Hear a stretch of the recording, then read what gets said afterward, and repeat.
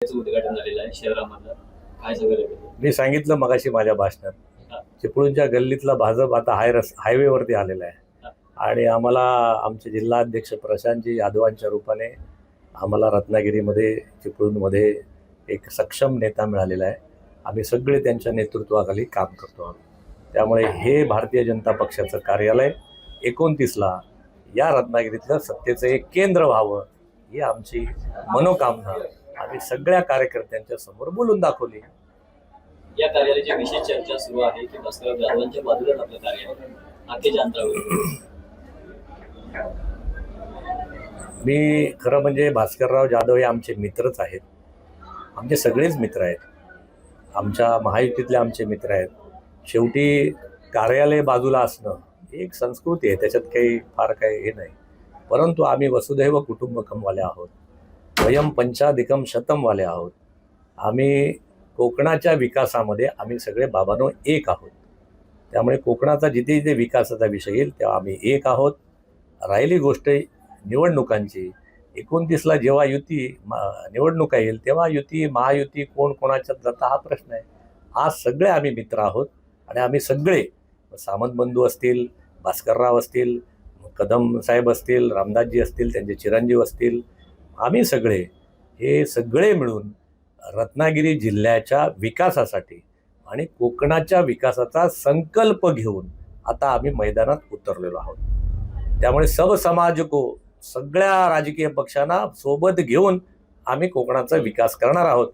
कारण या महाराष्ट्राचा मुख्यमंत्री आमचे देवेंद्र भाऊ आणि या देशाचे पंतप्रधान आमचे नरेंद्र भाऊ हे नेतृत्व करतायत आणि आमच्या पक्षाचं नेतृत्व रवींद्रजी करतायत. त्यामुळे सगळ्यांच्या नेतृत्वाखाली सर्वे अपि सुखीन संतु सर्वे संतु निरामया, सगळ्यांना सुखी करण्याचं काम भारतीय जनता पक्ष करेल. बोल. उद्धव ठाकरेंनी आपल्या खासदारांना आणि आमदारांना सांगितलेलं आहे की शेतकऱ्यांचं कर्जमाफीचा आवाज उठवा किंवा महागाईच्या विरोधात आवाज उठवा सगळीकडे. त्यांचं सांगणं जे आहे ना ते त्यांच्या पक्षातले कार्यकर्ते सोडा, त्यांचे आमदार खासदार पण हल्ली कोण ऐकत नाही. त्यामुळे ऑलरेडी 2 लाखाची जी काही कर्जमाफी होती ती महाराष्ट्र सरकारने देवेंद्रजीने ऑलरेडी दिलेली आहे. याच्यापेक्षा जास्त काही हवं असेल तर आम्ही मंडळी उद्याच्या अधिवेशनामध्ये, सुरू होणाऱ्या अधिवेशनामध्ये आम्ही तशी मागणी आमच्या पक्षाच्या माध्यमातून, आमदारांच्या माध्यमातून नक्कीच करू. पण आता शिवसेनेचे कार्यकर्ते, शिवसेनेचे नेते, शिवसेनेचे खासदार, शिवसेनेचे आमदार, शिवसेना म्हणजे उबाटा, हे एक वाईट परिस्थिती आहे की ते जनता सोडा पण त्यांची ही मंडळीच उद्धव ठाकरे साहेबांना सिरियसली घेत नाही. त्यामुळे तुम्ही तरी त्यांना का सिरियसली घेता असा माझा प्रश्न आहे. रोहित पवारांचा आजचा 3रा दिवस आहे. शेतकऱ्यांच्या विविध मागण्यांसाठी आंदोलन सुरू आहे. एकंदर काय सांगा? त्यांनी ते आंदोलन करावं, कारण विरोधी पक्षाचं बाबांनो ते कामच आहे. त्यांनी ते करत राहिलं पाहिजे आणि त्याची दखल सत्ताधारी पक्षांनी घ्यायला पण पाहिजे. घ्यायला घेतील. आता अधिवेशन चालू होईल ना, अधिवेशनापूर्वी अशा गोष्टींची घेतलेली दखल ही सत्ताधारी मंडळींना, राज्यकर्त्यांना ही अधिवेशनात सांगावी लागते. त्यामुळे ही दखल घेतली का नाही घेतली हे अधिवेशनात कळेल. आता सरकार बोलू शकत नाही, कारण हा जो पिरियड आहे 22 तारखेच्या अधिवेशनाचा ऑलरेडी सुरू झाला आहे. आता या पिरियडमध्ये सरकार जे काही बोलायचं असतं ते अधिवेशनात बोलतं. म्हणून तो प्रोटोकॉल माझ्या माहितीनुसार सरकार आणि त्यांची मंडळी सांभाळतात. वैभव नाईक असं म्हणताय की निलेश राणे लवकरात लवकर भाजपमध्ये प्रवेश करतील.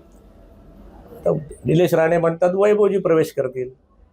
आता माहीत नाही कोण कधी प्रवेश करतं. आणि निलेश राणेजी मला माझ्या माहितीप्रमाणे महायुतीत ऑलरेडी आहेतच. ते भारतीय जनता पक्षात पूर्वी होतेच, आजही आहेत, उद्याही राहतील. ते आमच्या समविचारी पक्षात आहेत आणि भारतीय जनता पक्षातनंच त्यांना निवडणूक लढवण्यासाठी तिथे पाठवलं होतं. त्यामुळे आमच्यात काय अपार वैभव नाईकांनी सांभाळावं, ते कधी येतील ते त्यांनी काळजी घ्यावी.